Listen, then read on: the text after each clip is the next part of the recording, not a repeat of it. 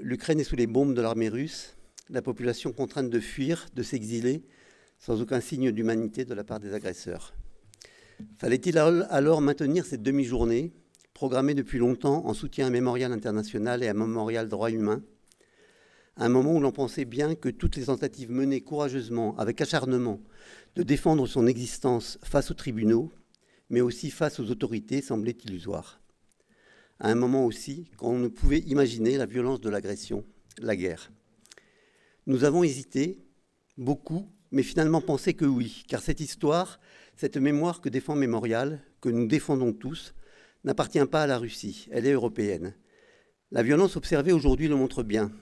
La violence politique stalinienne a dépassé les cadres de la Russie, de l'URSS aussi, pour toucher toute l'Europe, directement en Europe centrale et orientale, indirectement, de plus loin, en Europe occidentale.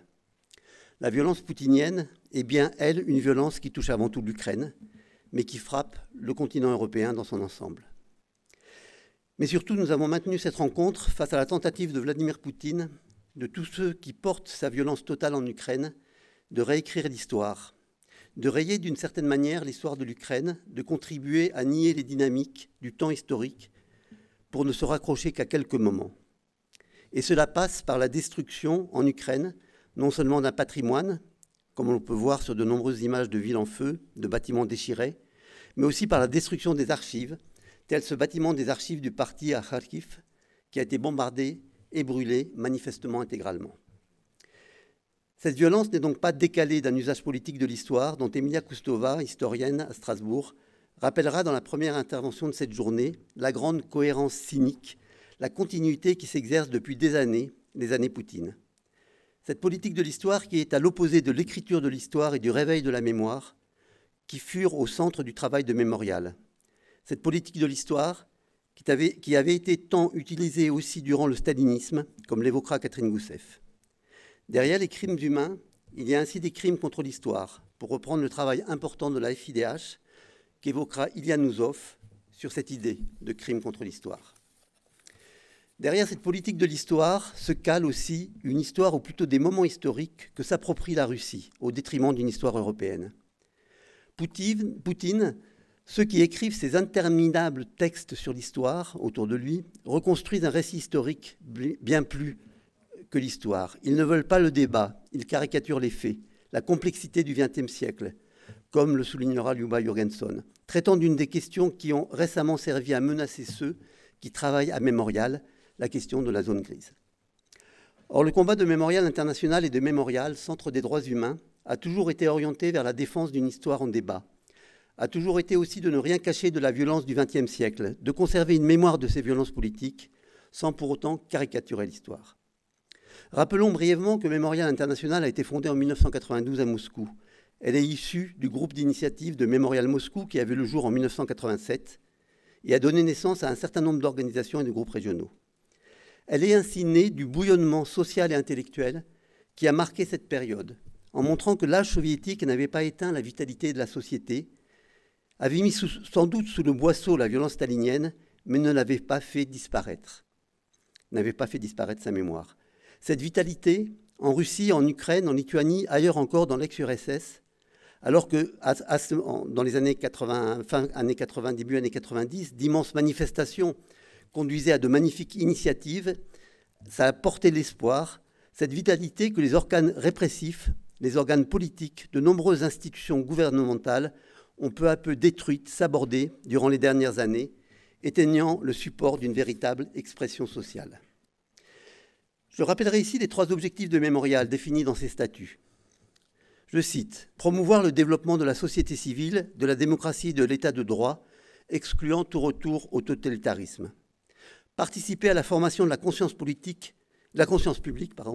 sur la base des valeurs de la démocratie et du droit, surmonter les stéréotypes totalitaires et faire valoir les droits des individus en politique et en société.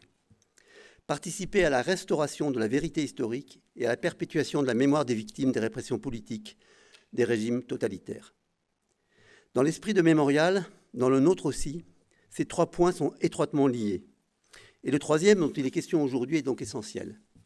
Ces 3 objectifs qui ont conduit à ce que Mémorial devienne, durant ces années, un acteur central de l'écriture de l'histoire, du recueil de la mémoire, de l'articulation entre historiens et société civile, ce dont nous parlera Nikita Petrov dans la seconde table ronde, lui qui est un de ces historiens nés de la société civile, né des interrogations qu'il avait avant la perestroïka sur le stalinisme, sans pouvoir alors y répondre complètement.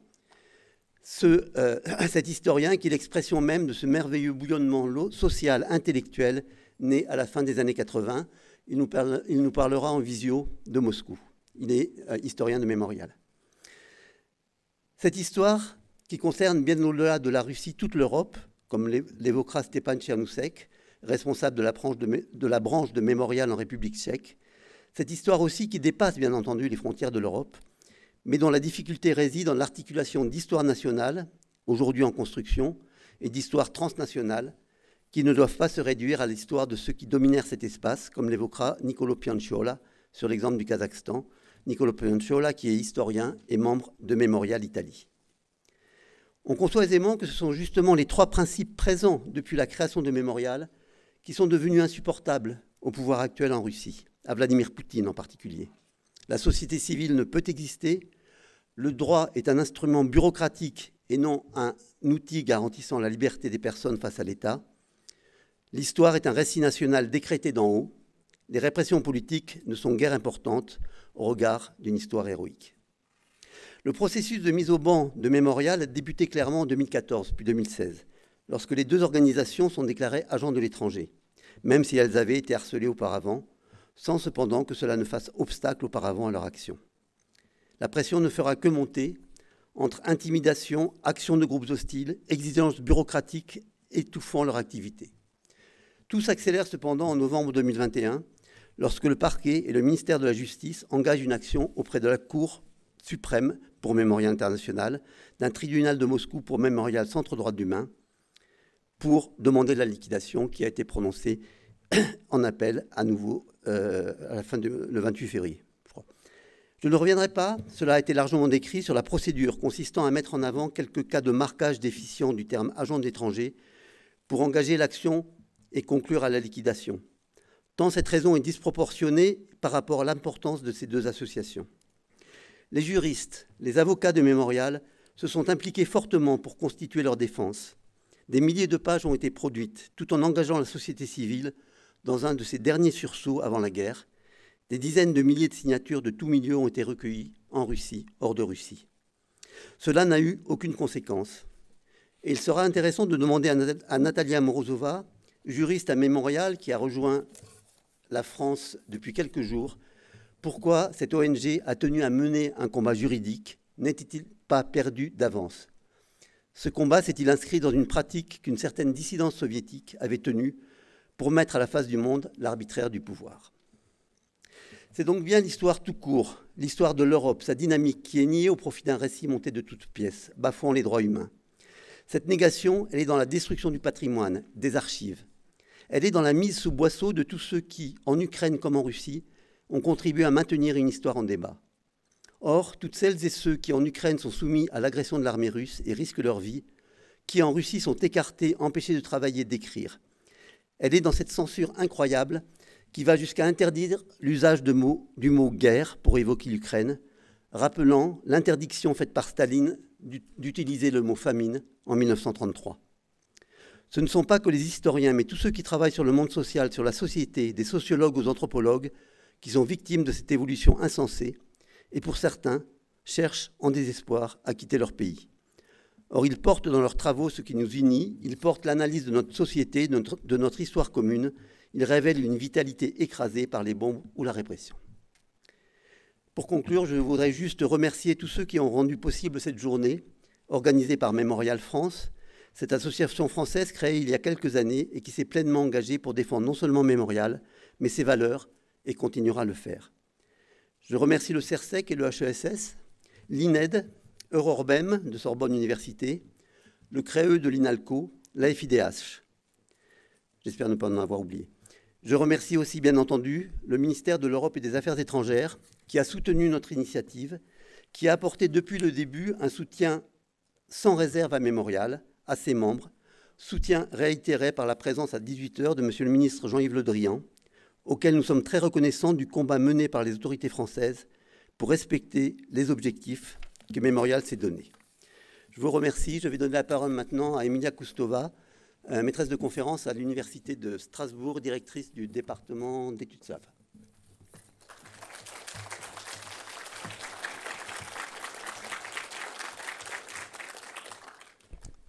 Bonjour et merci beaucoup pour cette invitation, même si évidemment ce qui est en train de se passer depuis 2 semaines en Ukraine rend périlleux, difficile toute réflexion publique sur l'instrumentalisation de l'histoire et les politiques de l'histoire, alors qu'on assiste à une sorte d'apothéose tragique de cette instrumentalisation qui a débuté il y a une vingtaine d'années déjà. Effectivement, l'usage que fait la Russie de la référence et de l'analogie historique dans sa guerre contre l'Ukraine a surpris beaucoup de monde à l'étranger, en dehors du cercle relativement restreint de russisants ou d'experts, à en juger par le nombre de publications dans les médias du monde entier qui cherchent depuis quelques jours à expliquer à leurs lecteurs le fondement et le fonctionnement de cette rhétorique de la dénazification. Ce qui surprend et apparaît aux yeux de l'Occident comme une manipulation à peine voilée, comme un procédé digne d'Orwell, semble néanmoins convaincre une partie de la population russe, partie qu'on a certes du mal à quantifier, mais dont l'existence est bien réelle. Cette existence, elle nous saute aux yeux, explose à la figure à travers toutes ces expériences que beaucoup d'entre nous connaissent depuis quelques jours, voire depuis plus longtemps. Expériences de familles divisées, d'amitiés brisées, de malaise installé dans les échanges professionnels. Donc tout ce qu'on vit actuellement, en plus donc de ce sentiment de révolte et de solidarité à l'égard des Ukrainiens. Si ce discours convainc une partie de Russes, c'est parce qu'il a été construit et rodé depuis plusieurs années, nombreuses années désormais, à l'aide d'un outillage diversifié mis au service de l'usage de l'histoire comme outil d'éducation patriotique, de légitimation de la politique russe et de la mobilisation de ces populations. Et donc, c'est tout cela que j'essaierai d'évoquer rapidement. Donc, ce sera nécessairement très partiel. Sans doute, beaucoup de choses sont très bien connues de nombreux collègues ici présents. Voilà. Mais donc, on peut, si on essaie d'établir une chronologie, on voit que durant les années 2000, dès le début des années 2000, mais surtout dans la deuxième moitié des années 2000, on voit déjà des prémices, des premières pierres qui sont posées. Et puis, tout s'accélère et s'intensifie au tout début des années 2010, notamment en réaction aux événements tels que le mouvement de contestation de 2011-2012, et ensuite à l'occasion de du début du conflit, et donc de l'annexion de la Crimée et du soutien russe aux républiques autoproclamées du Donbass. Donc, il y a en réalité plusieurs processus en parallèle, mais j'ai l'impression qu'on peut, quel que soit le processus, on peut retrouver cette accélération et intensification au début des années 2010 et surtout autour de 2014. Voilà. Donc, ces processus sont d'une part la cristallisation de thèmes clés qui se fait notamment à travers les prises de parole publiques de Vladimir Poutine, qui a toujours aimé parler de l'histoire, mais qui le fait de façon de plus en plus détaillée, appuyée depuis les années 2010 et surtout, donc tout particulièrement depuis 2 ou 3 ans où il a publié plusieurs articles qui constituent de véritables des articles qu'on peut considérer comme programmatiques de sa vision de l'histoire et de son intention de l'utiliser. Il y a aussi, on assiste aussi à un autre processus évidemment très fortement lié au premier, donc le processus de déploiement des outils de politique mémorielle que j'évoquerai tout à l'heure. Il y a aussi donc la mobilisation de la référence historique de façon très directe, très explicite dans la politique d'abord intérieure à la Russie, mais aussi de plus en plus des tentatives de l'utiliser dans la politique étrangère russe.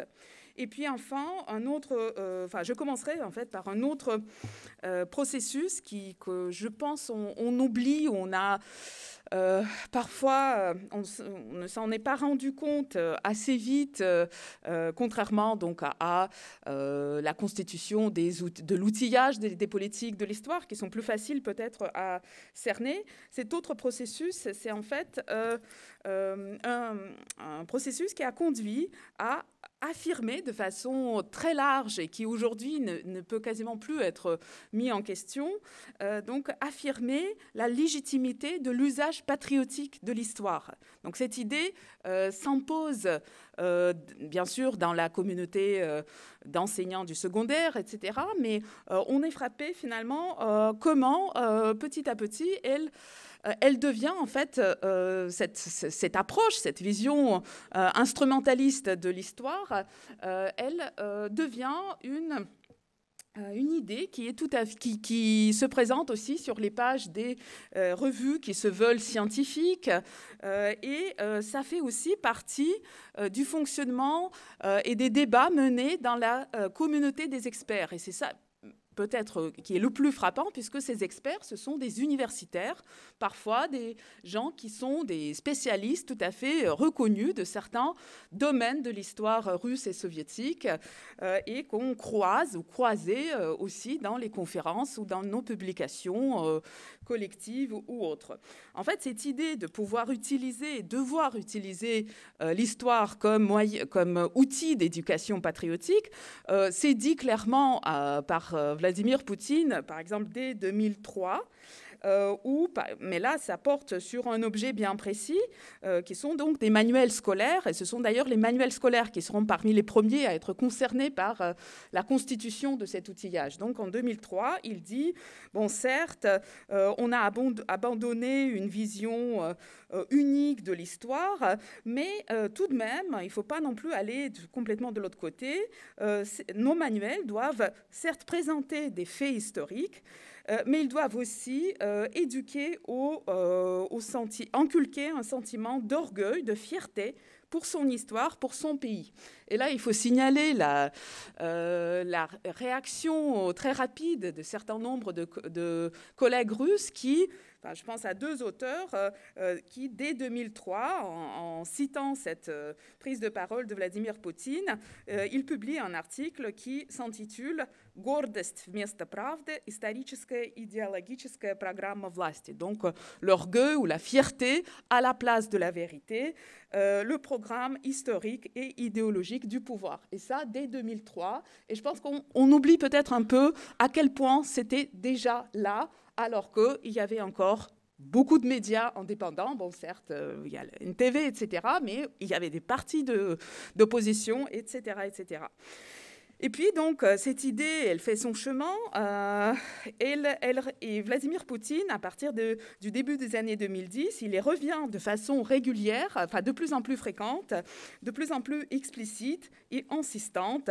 Et il va, par exemple, en 2013, il prononce cette phrase « La principale ressource de la puissance et de l'avenir de la Russie réside dans notre mémoire historique », etc., etc. Et puis, donc, ça continue. Et c'est ainsi qu'aujourd'hui, ou depuis 2 ou 3 ans, on lit régulièrement que tout l'entourage de Vladimir Poutine considère nécessaire de se prononcer sur la question. Et par exemple, le ministre de la Défense, Shoigu, très récemment, a affirmé que les tentatives de réécrire l'histoire sont dans un certain sens plus dangereuses que la menace militaire. Et donc, elles appellent une réaction qu'on voit. Enfin, ça, c'est moi qui ajoute la réaction qu'on voit. Et donc, à nouveau, peut-être avant de passer au sujet suivant, il faut insister que donc, cette idée, elle a fait aussi son chemin dans les cercles des experts qui restent en même temps des universitaires. Et je pense par exemple à une discussion publiée en 2019 dans une revue consacrée à la politique étrangère russe, où 5 ou 6 historiens ont discuté des possibilités de rendre l'histoire soviétique plus fréquentable et plus acceptable pour l'Occident, et de façon tout à fait sérieuse, ils ont notamment évoqué le fait qu'il faut mettre l'accent et montrer Staline non pas comme quelqu'un qui est responsable de la mort des millions de personnes, mais aussi comme quelqu'un qui avait signé et qui avait discuté avec Roosevelt, Churchill, etc. Et là, à nouveau, il faut peut-être insister, ce ne sont pas des historiens autoproclamés ou des journalistes radicaux dans leur prise de position. Ce sont des universitaires, auteurs de nombreuses monographies. Voilà.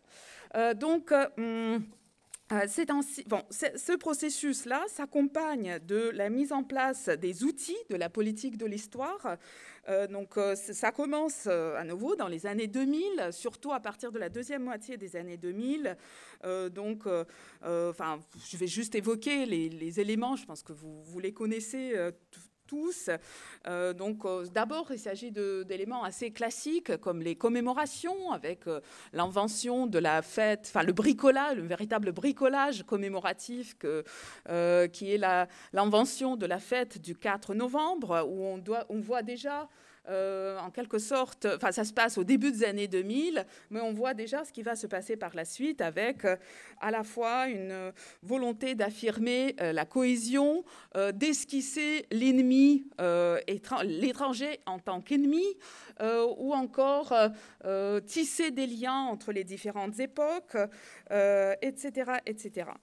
Puis il y a bien sûr le manuel le célèbre précédent du manuel dit de Philippov, publié en 2007, qui a provoqué une levée de boucliers, qui n'a pas été imposé comme le manuel pour les écoles russes, mais ça a été un précédent qui sera ensuite repris de façon beaucoup plus systématique, et cette fois-ci sans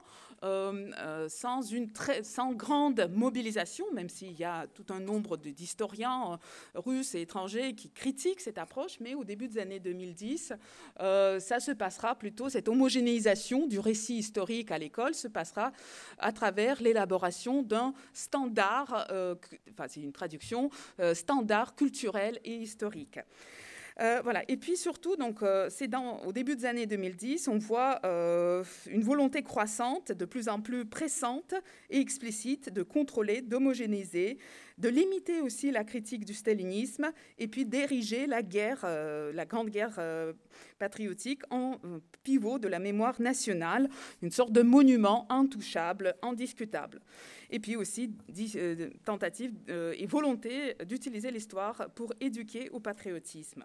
Donc aujourd'hui, cet éventail d'outils, il est très très large, très complet. Il a été encore plus renforcé, verrouillé ces derniers temps, donc à tel point que je me demande s'il est encore possible de parler d'une politique de l'histoire je me réfère aux travaux, par exemple, parus en russe d'une équipe autour d'Alexei Miller qui discute en détail des différences entre le système soviétique et l'approche soviétique au contrôle de l'histoire et ces différences avec les politiques de l'histoire menées aussi dans les pays autres que la Russie. Mais en tout cas, cet éventail d'outils est très vaste. Il comprend des outils tout à fait classiques comme les commémorations, les statues, les monuments, etc., etc. Et de ce point de vue, en fait, la Russie des années 2010, elle rappelle très bizarrement la Russie du début du XXe siècle, quand elle a connu cette propagation de commémoration, des nouveaux monuments qui étaient érigés. Là, on a l'impression qu'on assiste à quelque chose de similaire, sauf que l'issue est tout de même très différente. Et puis, il y a aussi d'autres choses plus particulières. Par exemple, la Russie, dans les années 2010, elle n'opte pas pour des solutions qui sont pratiquées dans les pays de l'Europe, dans certains pays de l'Europe centrale et d'Europe de l'Est, comme la création des instituts d'histoire nationale. Mais le gouvernement crée en 2012 2 sociétés qui sont dites indépendantes et plutôt des sociétés plus ou moins savantes. C'est la Société d'histoire russe et puis la Société d'histoire militaire russe. Cette dernière est dirigée depuis sa création par Vladimir Medinsky, qui a été un temps ministre de la culture russe puis il est devenu conseiller de Vladimir Poutine et aujourd'hui il mène les négociations en Biélorussie avec les représentants de l'Ukraine. Voilà, donc surtout cette société-là, la Société d'histoire militaire, elle se montre extrêmement active en intervenant dans différents domaines et en verrouillant de plus en plus le récit de l'histoire. On pourrait évoquer beaucoup d'autres choses, comme l'exposition Ma Russie, qui a été présentée en 2013 à Moscou, puis depuis répliquée un peu, pas partout, dans une vingtaine de villes en Russie, qui permet de... oui, je termine. Voilà, donc beaucoup d'autres choses. À quoi ça sert? Ça sert à et quel est le contenu de ce message? Là, je pense que, vous le savez tous, la guerre est posée au centre de cette histoire. Donc, elle permet la grande guerre patriotique. Elle permet en fait de donner du sens à tout ce qui l'a précédé, mais aussi à tout ce qui l'a suivi. Toute l'histoire russe est relue à l'aune de la Grande Guerre patriotique.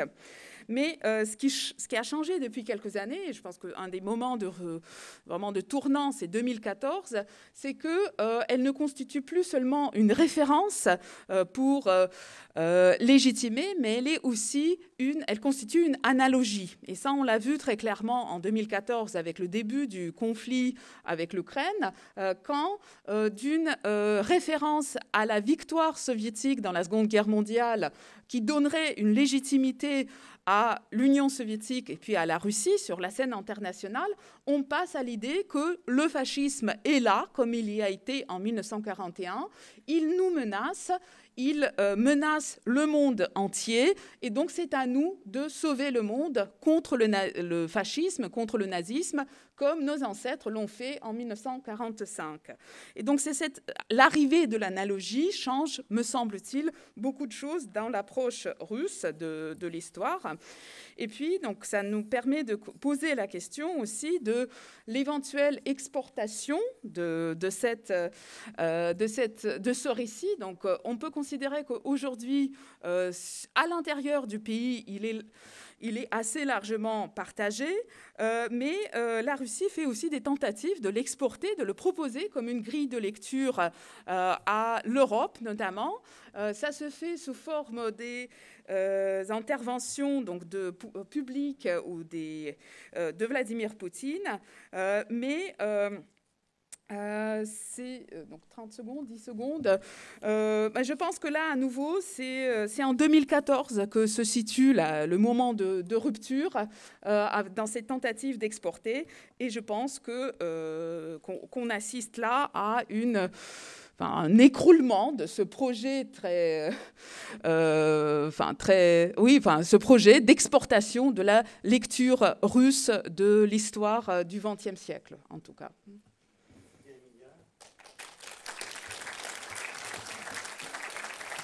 Merci d'être venus si nombreux.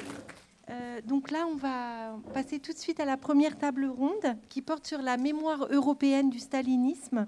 L'objectif, en fait, c'est de comprendre quelle empreinte les répressions staliniennes et le régime stalinien et ses avatars, en fait, quelle empreinte ils ont laissé dans la mémoire collective de plusieurs pays en Europe, notamment en Europe centrale et orientale.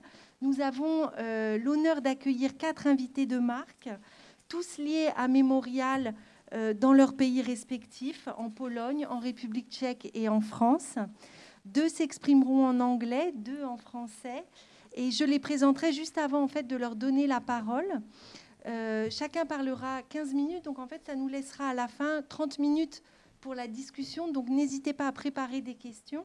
Vous aurez tout le loisir de les poser à la fin. Alors, notre première intervenante est Catherine Goussef, qui est directrice de recherche au CNRS, membre du CERSEC à l'EHESS et membre aussi de l'Institut Convergence Migration du Collège de France et bien sûr aussi membre du bureau de Mémorial. Catherine Goussef est spécialiste de l'histoire soviétique au prisme des migrations et notamment de l'immigration russe en France. Et aujourd'hui, elle va nous parler de l'argumentaire qui est développé par Staline pour justifier l'expansion soviétique vers l'Ouest et plus généralement de son rapport à l'Ukraine. Merci. Bonjour à tous. Nous venons donc d'avoir des éclairages importants sur la politique mémorielle de Poutine, la falsification et l'instrumentalisation de l'histoire en Russie. Pour prolonger cette réflexion dans le cadre de cette table ronde sur les mémoires européennes et au regard de certains points du discours de Poutine du 23 février dernier, je voudrais brièvement exposer l'argumentaire déployé par Staline pour justifier effectivement l'expansion de l'URSS vers l'Ouest au début et à la fin de la Seconde Guerre mondiale, comme vient de le rappeler Céline. Cette thématique est donc inspirée par les propos de l'actuel chef de l'État de la Fédération de Russie. Elle se réfère moins à l'affirmation selon laquelle l'Ukraine serait une fabrication soviétique, car cela est vrai de tous les États issus de l'URSS, y compris de la Fédération de Russie, et d'autre part, la construction des États-nations, quel que soit leur caractère très récent ou plus ancien, s'est souvent effectuée sur la ruine d'empires.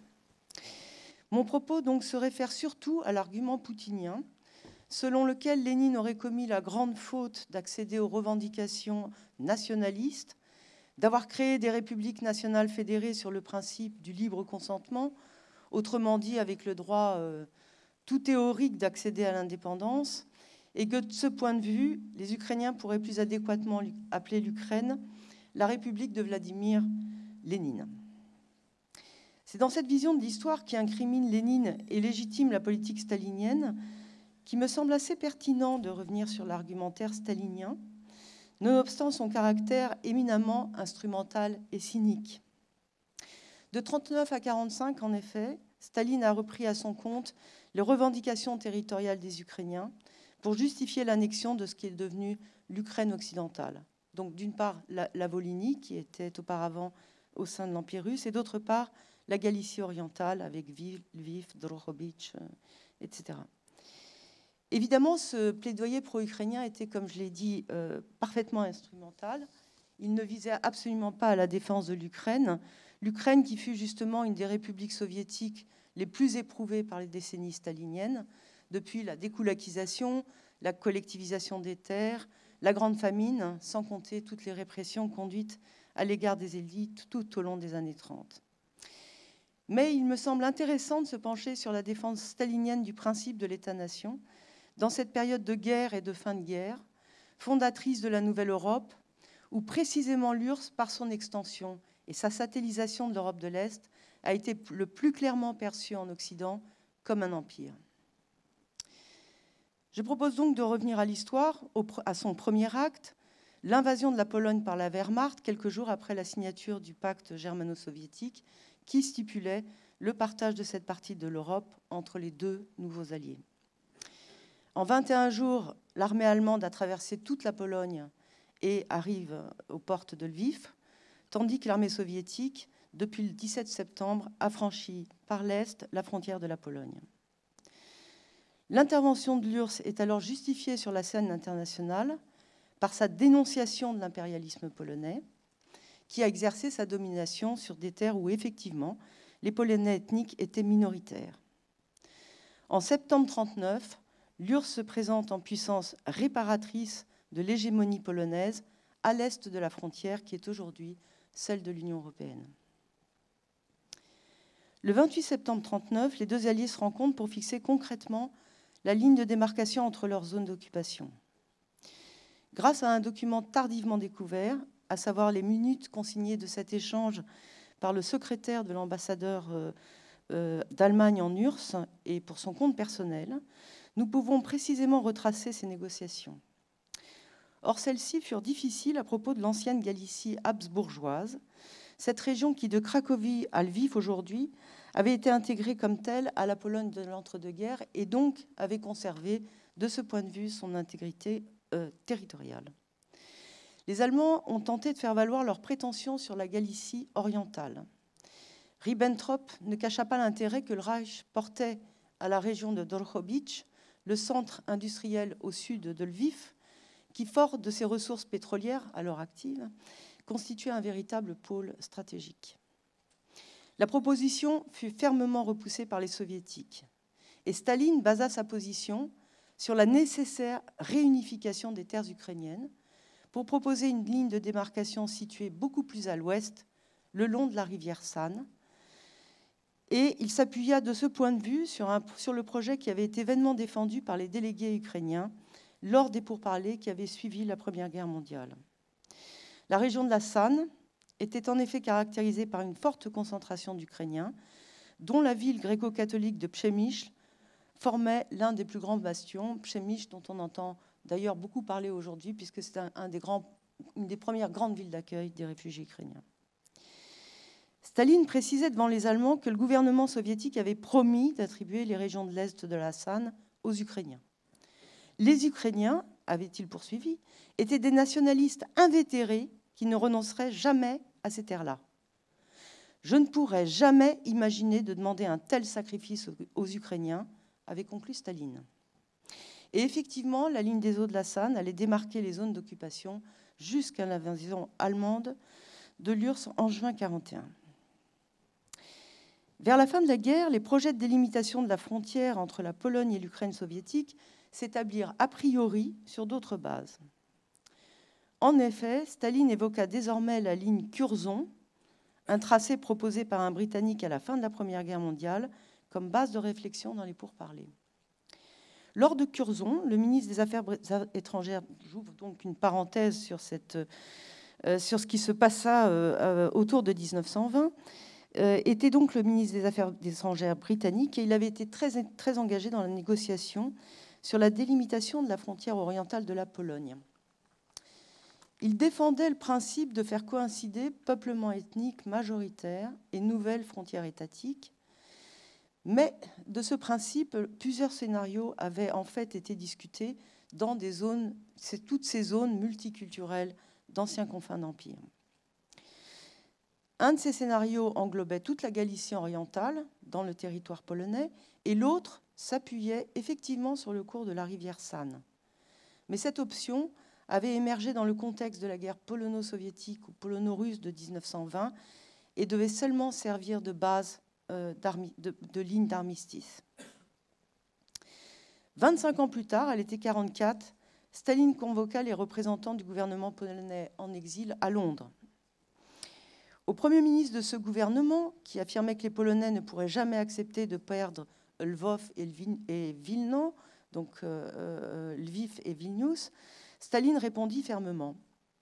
La ligne Curzon, dit-il, n'a été envisagée ni par les Polonais ni par les Russes. Elle est apparue comme une réponse britannique, sous-entendue aux différentes propositions de l'époque. Par la suite, Staline souligna à nouveau à quel point les Ukrainiens ne pourraient supporter que le gouvernement soviétique abandonne Lviv aux Polonais.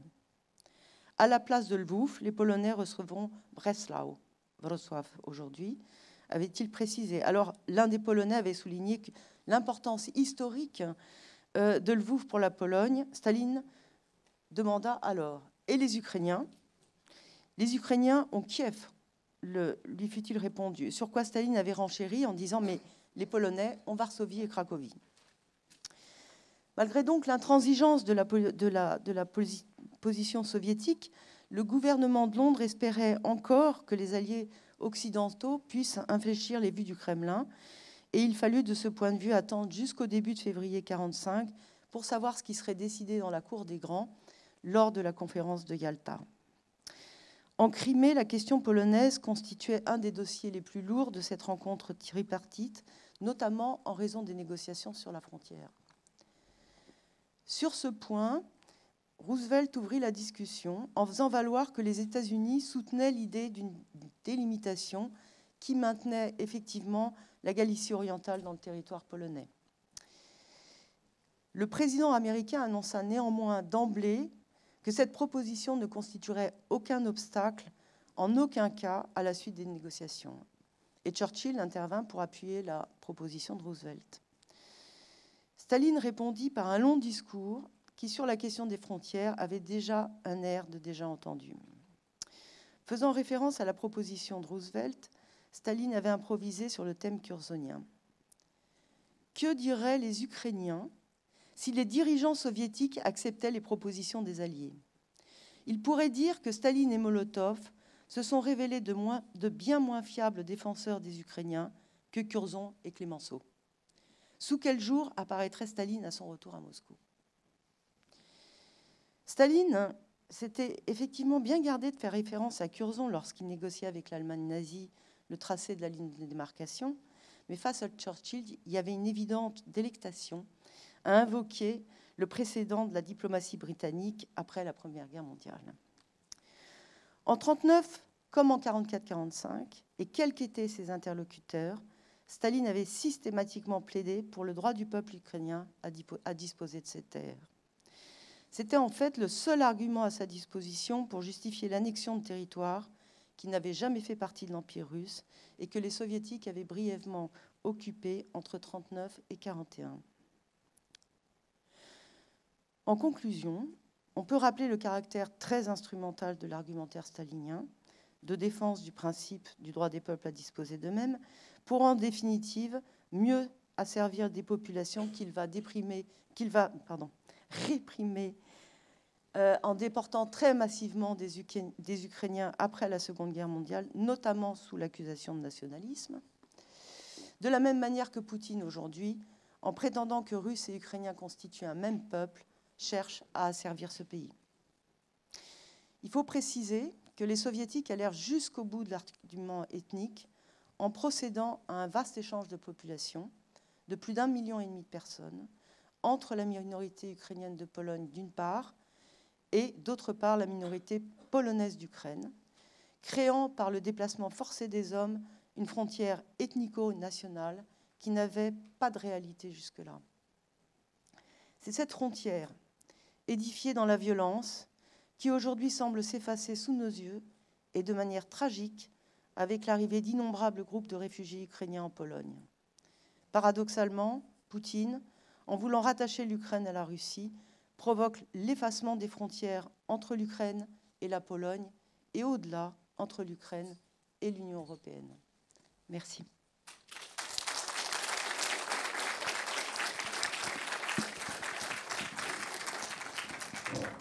Merci beaucoup, Catherine, pour cet exposé tout à fait éclairant sur l'instrumentalisation en fait, de l'histoire à des fins d'expansion. Je pense que là, on en a vraiment un bel exemple. Je donne tout de suite la parole à Stepan Tchernouchek, qui est l'un des fondateurs de l'association Mémorial en République tchèque, qui a sillonné la Russie sur les traces du Goulag. Il a aussi organisé 5 expéditions dans les camps abandonnés, les camps du Goulag abandonnés en Sibérie et au Kazakhstan. Il a aussi fondé en 2009 l'association goulag.cz, c'est un site. Hein. Et parmi ses autres mérites, et je tiens à le signaler, je citerai les événements intitulés « Loin de Moscou », qui sont destinés à faire connaître au public tchèque la grande diversité de la Russie contemporaine. Et aujourd'hui, il va nous parler des répressions en Tchécoslovaquie et de leur mémoire. Спасибо большое за приглашение на сегодняшнее мероприятие. И оно, по-моему, является еще более актуальным в свете того, что сейчас творится в Украине и в свете этой войны Путина против Украины. Cette initiative, merci beaucoup pour cette initiative et cette rencontre qui est encore plus actuelle maintenant que la Russie a envahi l'Ukraine. История советских репрессий – это не только история Советского Союза или русская история. И это то же самое и сегодняшняя война. Это не только война России и Украины, это война, которая касается всей Европы. L'histoire de la répression stalinienne n'est pas seulement une histoire qui concerne la Russie ou l'URSS, elle concerne toute l'Europe, exactement comme l'invasion de l'Ukraine aujourd'hui concerne l'Europe tout entière et pas seulement l'Ukraine et la Russie. То, что историю советских репрессий надо рассматривать как в более широком смысле, как историю европейскую, в Чехии начали это воспринимать только в последние годы. C'est seulement au cours des dernières années que dans la République tchèque, on a commencé à assimiler l'idée que l'histoire de la répression soviétique ne concerne pas seulement un pays ou deux pays, mais c'est une histoire européenne. История репрессированных чехов и граждан Чехословакии в Советском Союзе долго была почти неизвестной, даже у нас в Чехии. Même dans la République tchèque, l'histoire des Tchèques et des citoyens tchécoslovaques qui ont été victimes de la répression stalinienne était une histoire très peu connue ou méconnue donc dans notre République. Вероятно, потому что при коммунистическом режиме эта тема вообще нельзя было ее изучать. И после распада Советского Союза и после бархатной революции в Чехословакии чешское общество занялось совсем другими темами, своим историческим, коммунистическим прошлым.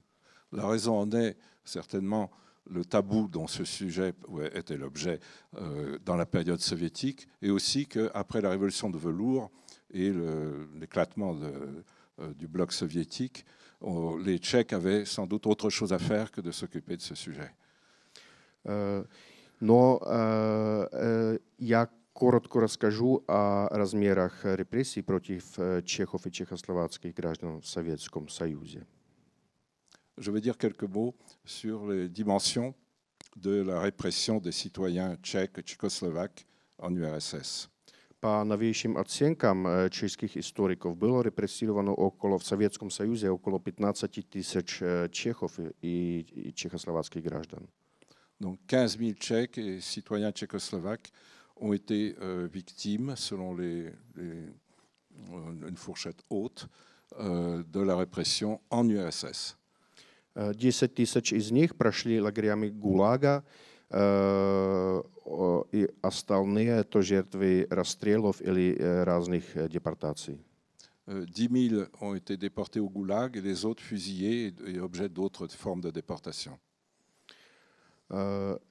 Первые репрессии коснулись чешского меньшинства, которое проживало на территории России и Советского Союза уже с XIX века, которые туда пришли как колонисты, ну, как и российские немцы, например.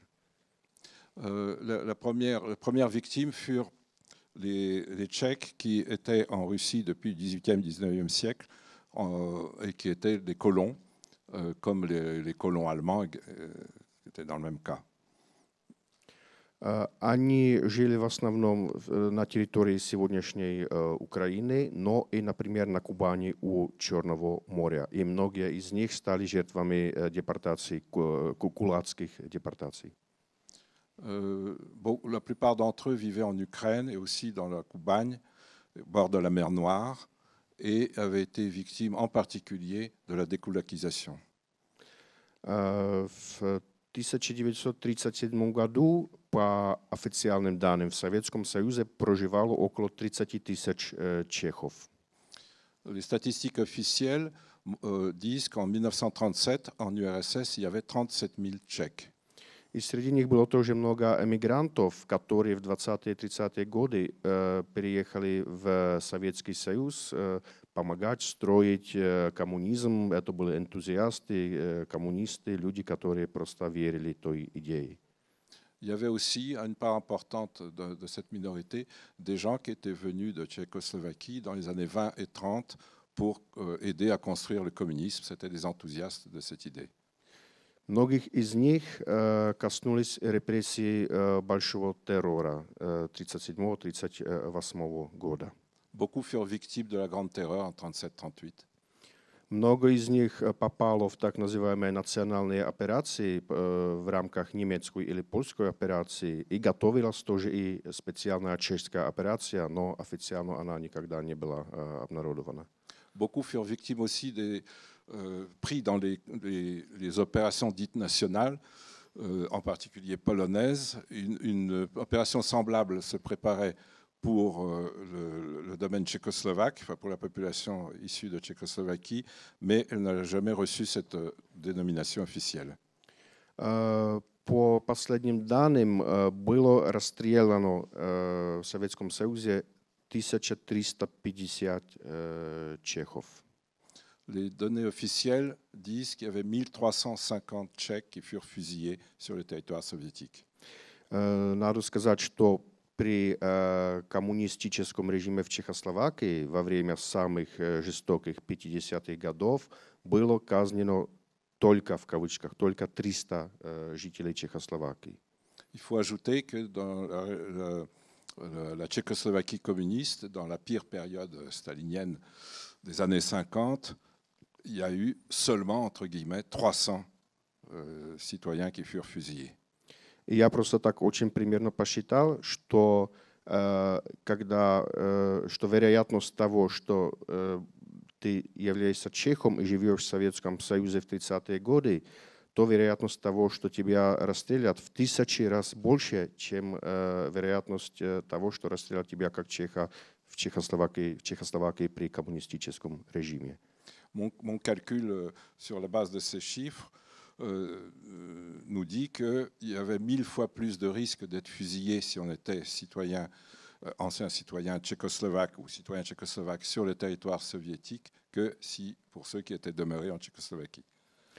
Следующая большая волна жертв из Чехословакии – это были беженцы перед фашизмом и нацистской Германией и Венгрией в 1939-1940 годах. La vague suivante furent les fugitifs, tous ceux qui avaient fui l'invasion par l'Allemagne nazie et aussi l'invasion de la Pologne, donc en 1938-1939. Около 8000 человек, которые бежали на территорию Советского Союза из Чехословакии, было задержано и отправлено в основном в лагеря ГУЛАГа. 8000 d'entre eux furent envoyés essentiellement au Goulag. Среди них это в основном были чехословацкие граждане, украинцы или евреи из сегодняшней Закарпатской Украины. La plupart étaient des Ukrainiens, donc d'origine tchécoslovaque, et des Juifs de la région de la Transcarpathie. И еще одна группа, это были чехословацкие граждане русского или украинского происходства, которые пришли в Чехословакию в 20-е годы, беженцы от большевизма, и их потом они приобрели чехословацкое гражданство, и в 1945 году после освобождения Чехословакии Красной армией их забрали в Советский Союз. Un autre groupe furent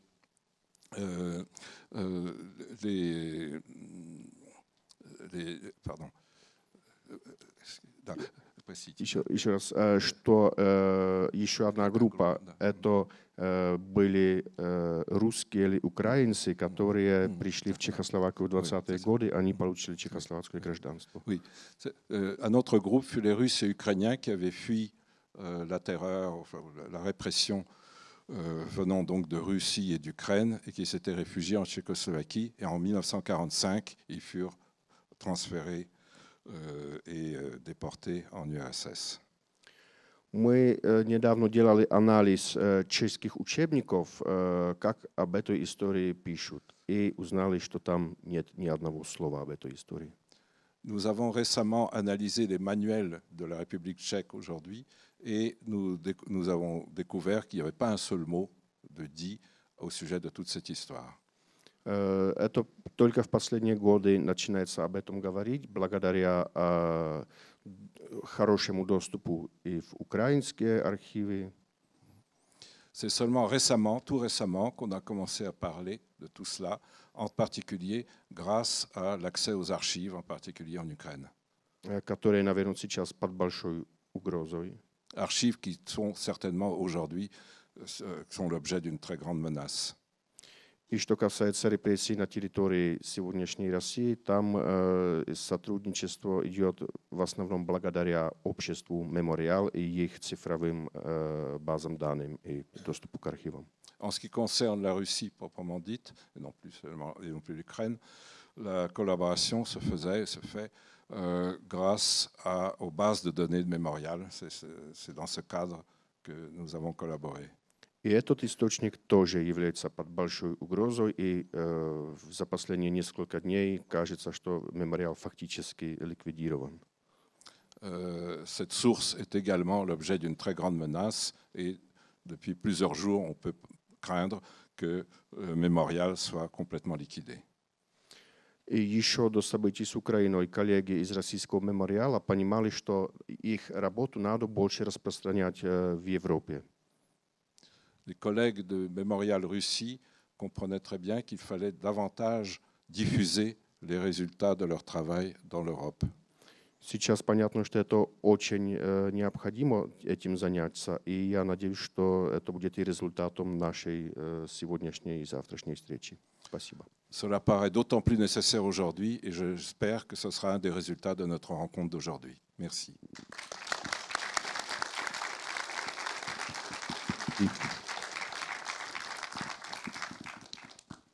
Beaucoup, Stepan, d'avoir porté à notre connaissance en fait ce pan assez peu connu en France de l'histoire de la répression, des répressions en Union soviétique. Je me tourne tout de suite vers Joanna Wawriniak, qui est sociologue et historienne, professeure à l'Université de Varsovie et directrice du Centre de recherche sur la mémoire sociale. Elle s'intéresse à la fois à l'histoire orale et à la représentation muséale. Et elle est l'auteur de nombreux ouvrages. Le dernier porte sur l'histoire orale du post-socialisme. Et elle va nous parler aujourd'hui des mémoriaux et des musées sur la Seconde Guerre mondiale en Europe. Merci beaucoup. And thank you very much for having me here. And I'm very, very sorry to speak in English, and there will be no survey.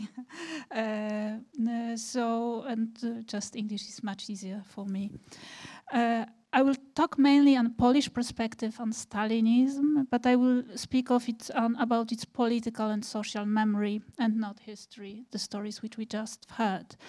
And I would like to raise 3 issues, understood not as definite answers, but initial points or teasers for discussions, if you want. The first one relates to differences between Polish and Western European and post-Soviet memories of Stalinism. The second relates to diverse agents of this memory. And the third one to the entanglement of the memories of Stalinism and the current war, the issues which has been already raised before. So, as to the first point, to the differences, they are semantic and substantial. To generalize very broadly, in the Western Europe, including France, the memory of Stalinism crystallized around the repression of the 1930s, the famine in Ukraine, the deportations, the Gulag system, and the Second World War.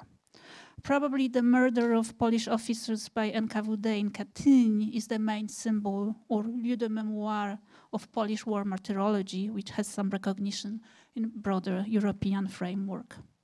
And yet, in a narrow sense of Polish national historiography and handbooks, the Stalinism has a different temporality. It denotes a very short period after the war is over, between 1949 and 1953, and is connected with the cult of Stalin, totalization of public space, nationalization of economy, Cold War industrial effort, collectivization, infiltration of social life, and most severe repression of the post-war period in Poland. In a broader sense, as used in Western European countries and in the post-Soviet realm, the term Stalinism and connotation it brings is replaced rather by such notions as Soviet or simply communist, which are much more in common use than Stalinism. Those notions connect, on the one hand, to a larger narrative on the outbreak of the Second War atrocities, repressions, displacements, as just described by Katrin and Stepan, and on the other, they are transferred to the entire period of Polish communism to 1989, seen as a consequence of World War II. It is a semantic difference, but it's important for actors of the politics of memory in Poland because I would say they don't want to make the Stalin culprit of the only culprit of the dependence of Poland on the on the Soviet space. In that way, they make the bigger ideologies and the bigger Soviet imperialists as a framework of that narrative.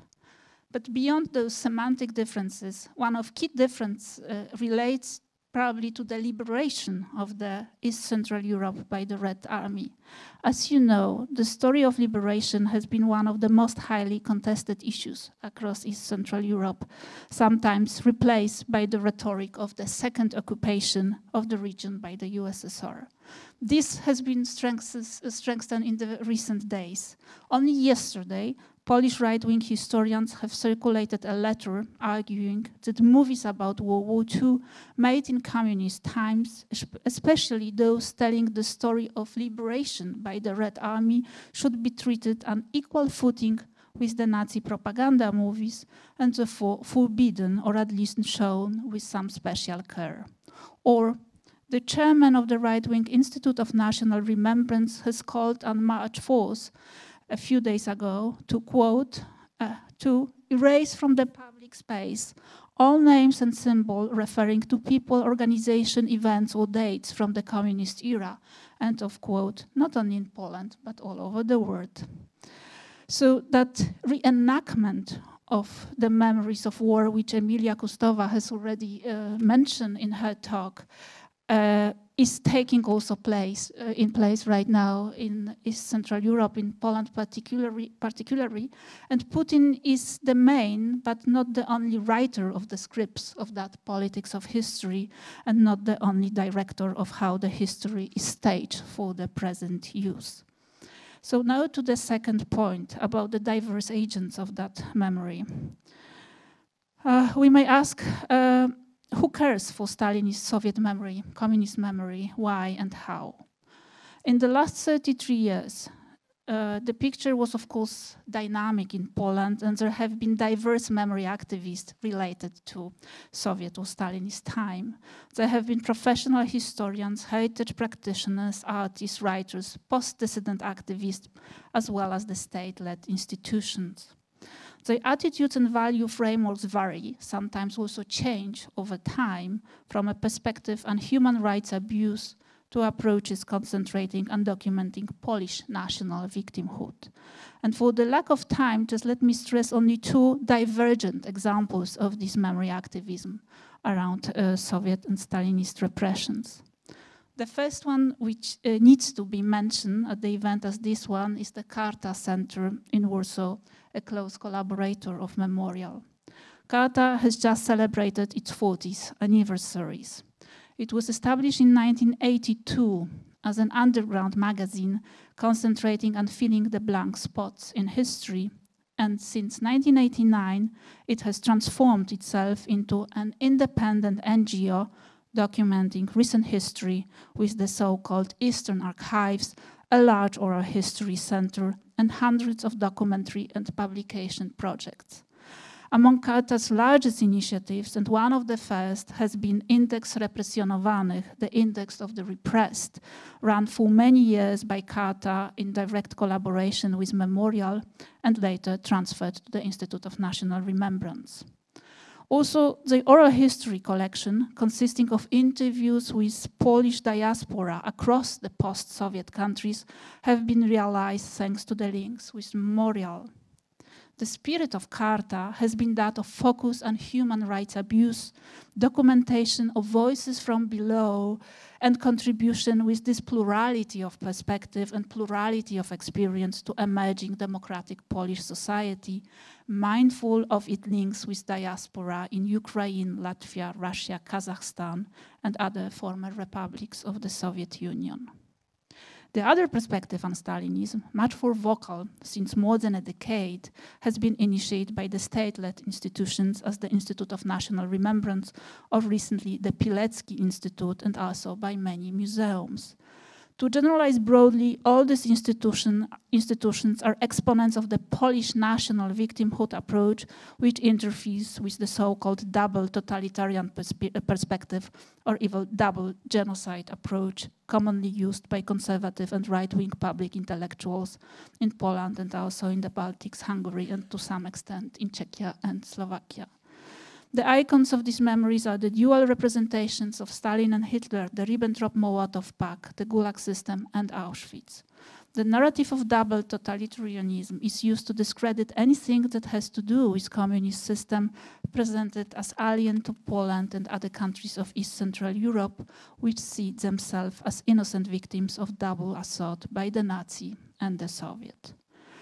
In Poland, the post-1999 context, the double totalitarian perspective has become a hegemonic narrative of seeing the World War II and its aftermath. And yet it has been competing with other war narratives thanks to effort of many civil society agents as Karta and academic networks. The most discussed issues have concerned Holocaust and the participation of the Polish population in it, various reconciliation efforts with Germany, and importantly to mention in the present context, Polish-Ukrainian history with the quasi-colonial relation between Poles and Ukrainians before World War II, the Wołyń massacre of Poles by Ukrainians in 1943, the deportation of Poles from Ukraine after World War II, and violence of the Polish communist state against Ukrainians in the late 40s. In the last 30 years, the Polish and Ukrainian politics of memory around those issues of mutual violence had its difficulties, but importantly, it has been also open to diverse common initiatives. And this brings us to my last point and also to the present momentum. The approaching of Russian troops to the borders of East Central Europe evoked geopolitical and existential fears deeply embedded in public and private memories of World War II. I've already mentioned the examples of initiatives of banning monuments to communist or war movies produced in communist time by the right-wing institution with direct links to the governing populist Law and Justice. And yet, the association with the Second World War have been articulated everywhere right now across the political and social spectrum. Polish liberal journalist Figurant Kuisz wrote yesterday in The Guardian, "With horrors we watch as Vladimir Putin again seeks to freeze the region in the past, reimposing the logic of sphere of influence exactly as in the 18th, 19th and 20th century. By helping Ukraine's fleeing populations, Poles are fighting their own feelings of dread, hoping that if the West can save Ukrainian sovereignty this time, they too can escape the trap of history." End of quote. The media play with images of Putin next to those of Stalin and Hitler. Ordinary Poles react to Russia's assault on Ukraine as if they themselves were at war.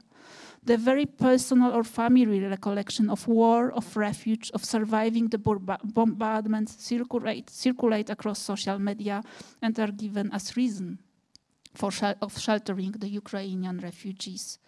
Sooner or later, we will be next, people say. Of course, we don't know for how long this adrenaline of welcome culture of Poles to Ukrainians will last. the moment when the everyday practicalities and conflicts will overshadow the current mobilization might come sooner or later.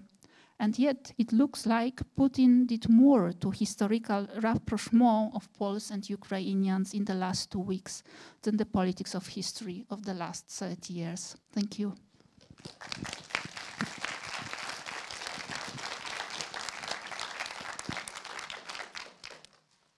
Vous avez très bien montré, je crois, la politisation de la mémoire du stalinisme et à travers cela de l'histoire elle-même en fait, et qui ne concerne pas que la Russie, comme vous l'avez bien montré. Je passe tout de suite la parole à Luba Jørgensen, notre dernière intervenante. Luba Jørgensen est professeure de littérature à la Sorbonne. Elle est directrice du centre Ur-Orbem sur les littératures et civilisations d'Europe orientale, balkanique et médiane. Elle est aussi traductrice du russe et romancière. Elle vient de publier un livre, Le Semeur-Dieu, qui est dédié au grand écrivain Varlam Chalamov, dont elle a aussi traduit les récits de la Kolyma. Elle va nous parler de la mémoire des répressions staliniennes en Russie et de la complexité finalement des questions mémorielles dans ce pays. Merci beaucoup. On m'entend bien ? Ah, je suis trop près. Merci. Je vais en fait évoquer un concept particulier qui à la fois montre la complexité et la spécificité des violences soviétiques, et en particulier staliniennes, mais pas seulement, mais qui aussi peut-être permet de comprendre à quel point cette histoire nous concerne tous, concerne toute l'Europe. Il s'agit du concept de zone grise, qui a souvent été utilisé, qui est souvent utilisé aujourd'hui dans des contextes qui n'ont rien à voir avec nos sujets. Mais je reviens à l'origine de ce concept qui a été forgé par Primo Levi, survivant d'Auschwitz, dans son ouvrage « Les naufragés et les rescapés », où il figure en titre de chapitre. Ce concept désigne, je cite, non, je ne cite pas encore, ce concept désigne la gamme très étendue des privilèges accordés par les bourreaux à certaines victimes au détriment des autres, et qui, sur fond d'effondrement moral que provoque le contact brutal avec la réalité concentrationnaire, en font, à leur corps défendant ou non, des bénéficiaires ou des instruments de la terreur. Je cite, « Là où il existe un pouvoir exercé par un petit nombre ou par un seul homme contre le grand nombre, le privilège naît et prolifère, même contre la volonté du pouvoir lui-même, mais il est normal que le pouvoir, au contraire, le tolère ou l'encourage. » Fin de citation. Il ne s'agit pas de mettre un signe d'égalité entre les camps nazis et les camps soviétiques, mais de se saisir d'un outil que Lévy nous donne, outil d'ailleurs pensé par lui comme étant applicable à toutes les sociétés humaines, et non seulement celles concentrationnaires. Cependant, au sein de ces dernières, lorsque la mort constituait la norme, la survie ne pouvait s'obtenir que, je cite, « grâce à un privilège octroyé ou conquis dû à la ruse ou à la violence, licite ou illicite, permettant de s'élever au-dessus de la norme. » Fin de citation. Cette observation faite par Lévy sur la population concentrationnaire du camp de Monowitz, une des annexes d'Auschwitz, semble encore plus juste en ce qui concerne les camps du Goulag, et ceci pour plusieurs raisons. Premièrement, ce ne sont pas des camps d'extermination. Si on y meurt en masse, c'est à cause des conditions de travail inhumaines et du manque de nourriture, mais il n'existe pas de dispositif de mise à mort comme dans les camps nazis, où des millions de personnes sont assassinées avant même d'avoir été exposées à cette tentation de quête au privilège. Au Goulag, la temporalité en dents de scie des longues peines, avec des périodes plus clémentes et des moments où les détenus touchent le fond, est fonction des privilèges momentanés qui permettent de remonter provisoirement la pente. Deuxièmement, la longévité du système concentrationnaire soviétique, qui date d'avant l'institution Goulag en tant que telle et qui lui a survécu, favorise également la prolifération de la zone grise, tout comme la favorise son extension géographique, réseau qui couvre l'ensemble de l'URSS, avec parfois des différences très notables entre les conditions de détention et les conditions à l'intérieur de chaque camp, les conditions climatiques par exemple. Travailler à l'extraction de l'or n'était pas la même chose que de travailler dans un kolkhoz du camp. Or, on sait la diversité des travaux auxquels étaient soumis les détenus, avec donc des chances de survie très inégales. Il était dès lors vital d'échapper aux travaux les plus durs grâce à la chance, à la ruse ou à un pot de vin. Et je pense à ce récit de Varlam Chalamov, justement, un récit poignant qui s'appelle Le Canard, où un détenu exténué essaie d'attraper un canard pour l'offrir à la femme du chef du camp, qui, du coup, le rayera de la liste des personnes qui doivent partir avec le prochain convoi. On sait que les détenus dits politiques, donc inculpés au titre de l'article 58, étaient presque toujours les derniers à accéder à ces planques, ces affectations privilégiées réservées au droit commun. Mais certaines professions pouvaient, à différents moments et dans certaines conditions, leur permettre de concurrencer les autres catégories de détenus pour ces postes toujours éphémères, toujours menacés.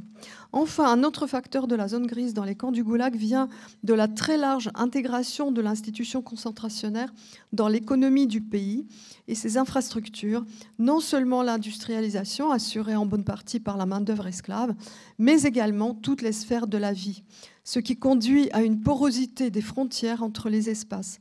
Les camps du Goulag n'étaient pas toujours entourés de barbelés, l'hostilité des lieux qui les entouraient étant parfois le meilleur gardien. Et même lorsqu'ils l'étaient, ces limites ne faisaient que séparer ce que Solzhenitsyn a appelé la petite zone, les postes de camp à proprement parler, de la grande zone, à savoir le reste du pays.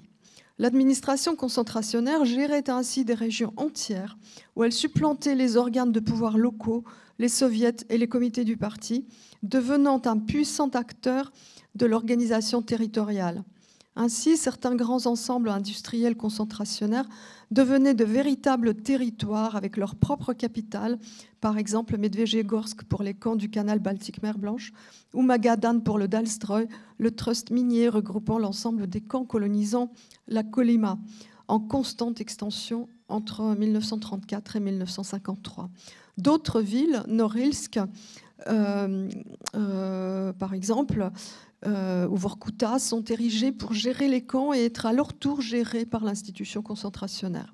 Ces ensembles employaient une main-d'œuvre détenue, mais aussi contractuelle libre, ce qui rend extrêmement difficile la catégorisation des différents travailleurs ayant participé à l'extension du système et ou en ayant été victimes. Un détenu libéré restait souvent employé au camp où il avait purgé sa peine pour y retourner parfois à la suite d'une nouvelle arrestation. Un gardien, un chef de camp, pouvait à tout moment être arrêté, mais on faisait également miroiter aux détenus la possibilité de libération anticipée, système qui invalide de fait la décision du tribunal et le simulacre de la loi qui a conduit ces personnes au camp, avec la dilution des responsabilités que cela entraîne. Le privilège était pensé par le pouvoir, alors privilège entre guillemets bien sûr parce que ce sont souvent des privilèges très minimes, était pensé par le pouvoir comme élément essentiel pour stimuler le travail des détenus. Ainsi, le projet initial pour la Kolyma, forgé par Beria, le prédécesseur de Yezhov, et par Edouard Berzine, devenu le maître de la région avant d'être à son tour arrêté et fusillé pendant la Grande Terreur. Le projet initial donc consistait à créer dans cette région des colonies de détenus qui, grâce à leur travail, accéderaient rapidement à un niveau de vie satisfaisant, feraient venir leurs familles, bref, deviendraient des colons prospères. Ce projet a été abandonné au profit d'un modèle beaucoup plus répressif qui n'exclut pas le privilège, d'ailleurs, au fondement de la zone grise, outil essentiel de soumission et d'exploitation des masses de détenus et des déportés. Cependant, à vouloir créer des camps exemplaires, Berzine et Beria ont contribué à la consolidation d'un système appelé à s'élargir sans cesse jusqu'à ce que tout le pays devienne pourvoyeur de main-d'œuvre pour un gigantesque réseau de camps. Il est difficile aujourd'hui de distinguer l'héritage du Goulag des autres héritages de l'époque soviétique, tant les chantiers du Goulag étaient étendus. L'électricité donnée par les centrales, les rails du Transsibérien, le bâtiment de l'Université de Moscou, tout cela et bien d'autres sites font partie de cet héritage stratifié. Il est de même difficile de désigner des purs, entre guillemets, et des impurs. Ingénieurs, administrateurs, planificateurs étaient impliqués dans le système concentrationnaire et pas seulement les gardiens et les chefs des camps. Primo Levi nous met cependant en garde contre toute tentative de confondre criminels et victimes. Les compromissions auxquelles ont pu être réduites ces dernières ne sont jamais que le résultat du crime commis par les responsables du système. Mais là encore, les choses sont plus complexes dans les camps soviétiques. À la différence des Juifs exterminés pour le seul motif d'être juifs, les détenus du Goulag ont parfois été, dans leur vie antérieure, des instruments dociles aux mains du régime, voire des exécuteurs. Ces derniers sont également victimes de la machine judiciaire, dans la mesure où ils n'ont pas été inculpés pour les crimes commis, mais pour des crimes inventés de toutes pièces. La mémoire de la terreur s'en trouve elle-même atteinte par cette zone grise, lorsqu'il s'agit de procédures de réhabilitation ou lors de cérémonies commémoratives sur certains sites d'inhumation, ou comme à Kommunarka, près de Moscou, les victimes peuvent partager la tombe commune avec leurs bourreaux, devenus à leur tour ennemis du peuple. Revenons donc à cette définition de la zone grise aux contours mal définis, je cite Lévy, qui sépare et relie à la fois les deux camps des maîtres et des esclaves. Elle possède une structure interne incroyablement compliquée et accueille en elle ce qui suffit, j'insiste là-dessus dans cette citation, ce qui suffit pour confondre notre besoin de juger. Cette formule me semble essentielle. La perversité du système s'exprimait entre autres dans ce partage des responsabilités pour le crime entre le pouvoir central, les pouvoirs régionaux et une immense partie de la population, de façon à corrompre un ensemble important de personnes et à rendre difficile le jugement non seulement au sein d'un tribunal qui n'a jamais eu lieu, mais même celui d'un, ce qu'on appelle tribunal de l'histoire ou de la mémoire. Les crimes du NKVD n'ont jamais été jugés, tous les échelons du pouvoir étant impliqués à des degrés divers. Ces logiques pèsent encore aujourd'hui sur la mémoire du goulag. Il est permis de pleurer les victimes, mais il est interdit et dangereux d'en désigner les responsables dont les descendants sont toujours présents dans les sphères du pouvoir. J'ai encore 2 minutes ? La mémoire officielle, 2 minutes. La mémoire officielle s'engouffre pleinement dans cette zone grise, profitant de ce qu'elle suspend notre capacité de jugement. En effet, au camp, criminels d'hier et innocents sont pareillement frappés par des condamnations injustes. Chalamov, encore lui, analyse admirablement cette situation dans son essai qui s'intitule « Dans les camps, il n'y a pas de coupables ». Parenthèse, cela montre l'importance des témoignages littéraires qui rendent compte des dommages éthiques et moraux dont n'attestent pas les documents.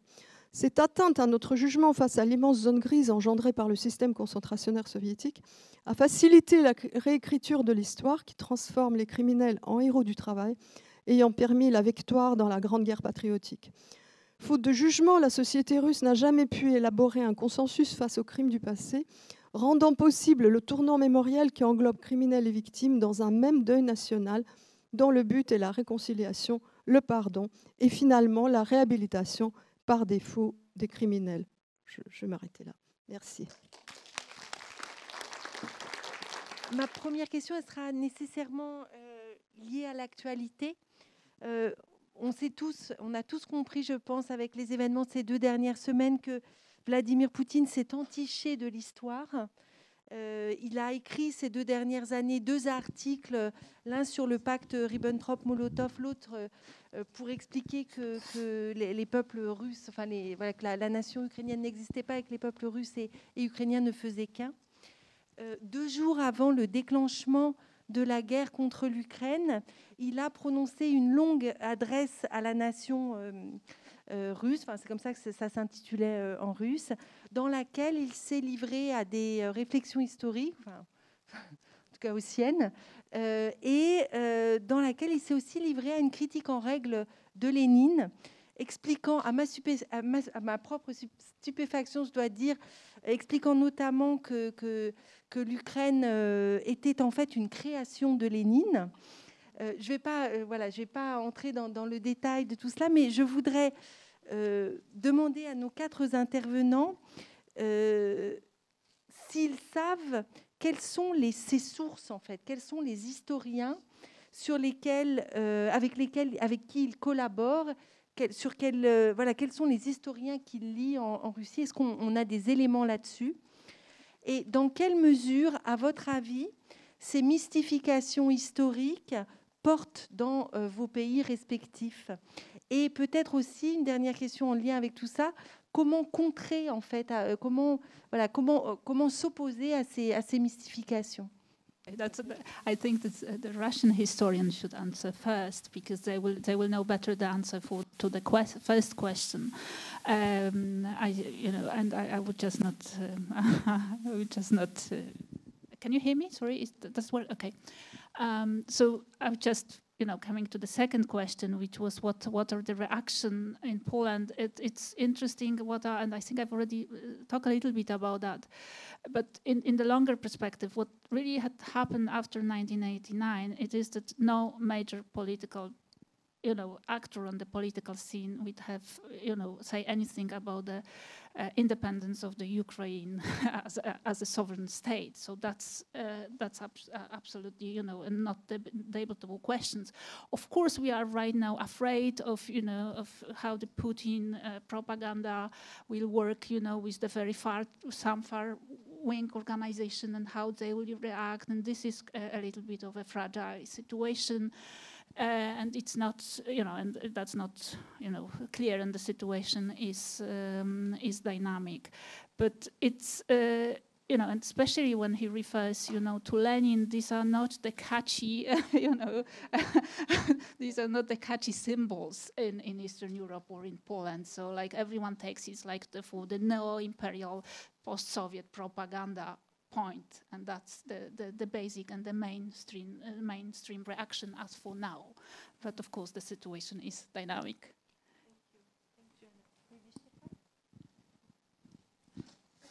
Okay, I don't know what historians advise to Mr. Putin, but I know that he cooperates with many ideologists, as former Minister of Culture Vladimir Medinsky, who says that it's more important to believe in myths than in historical truth.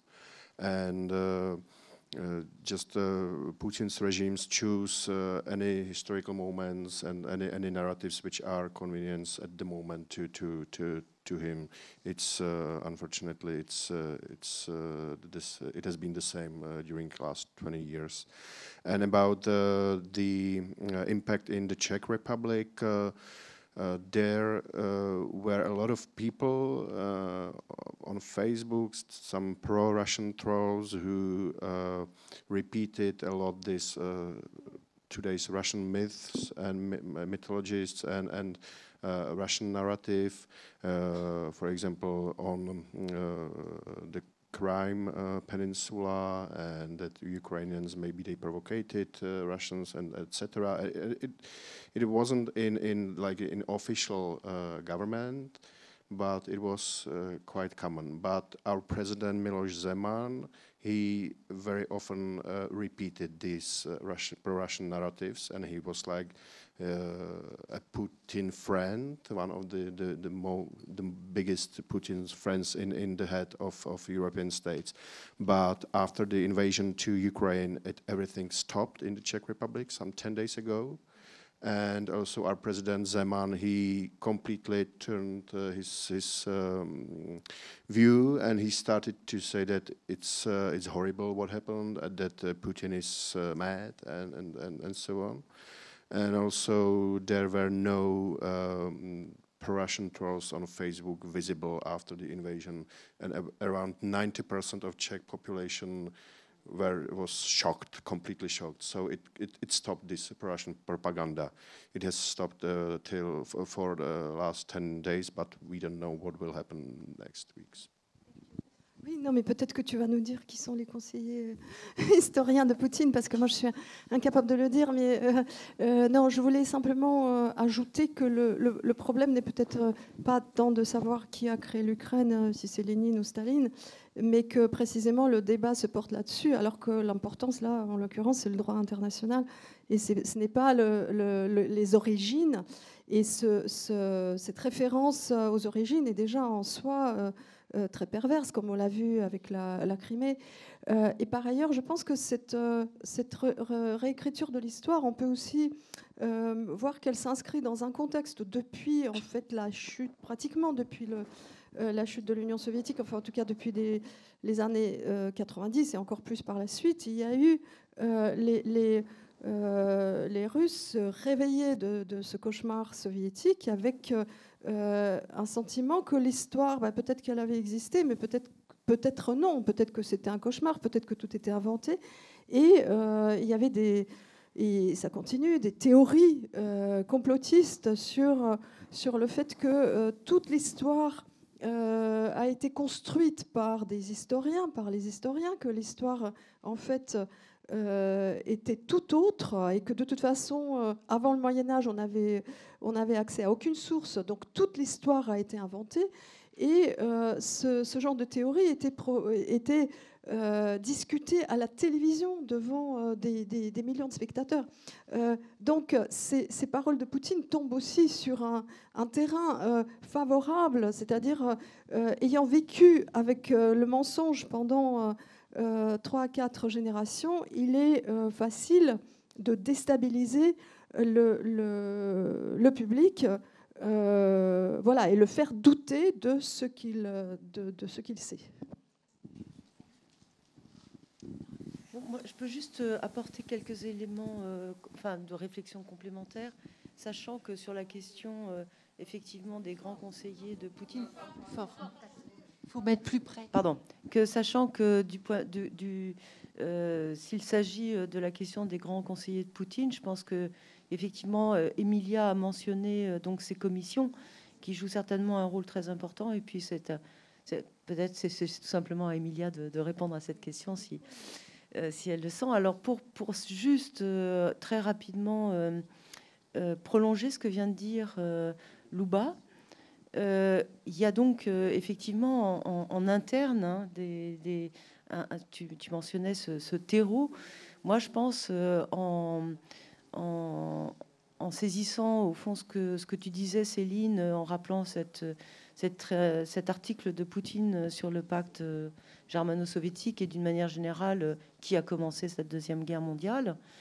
Là où je vois quand même un élément extrêmement, au-delà de l'aspect très très caricatural et outrancier de cette interprétation, néanmoins, il est évident quand même que il y a eu finalement assez peu de travail d'introspection sur la situation, en particulier à partir de la deuxième moitié des années 30, sur l'évolution politique de l'Europe et de l'Europe centrale et orientale. Et il me semble que ce type d'attaque-là ne va pas du tout favoriser, bien au contraire, que justement une vision plus large du XXe siècle et de la manière dont ces expériences d'indépendance nationale, que ça soit en Pologne, que ça soit dans les pays baltes, et même la Tchécoslovaquie n'est pas tout à fait à mettre comme exception, après c'est façonné quand même durant tout le deuxième moitié du XXe siècle, finalement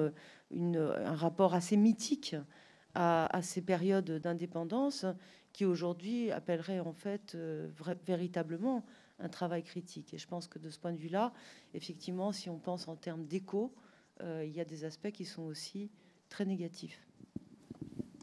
Merci beaucoup pour vos réponses. On va prendre vos questions.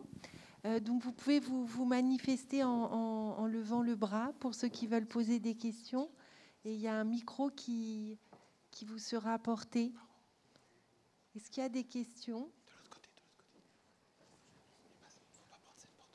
Oui, monsieur.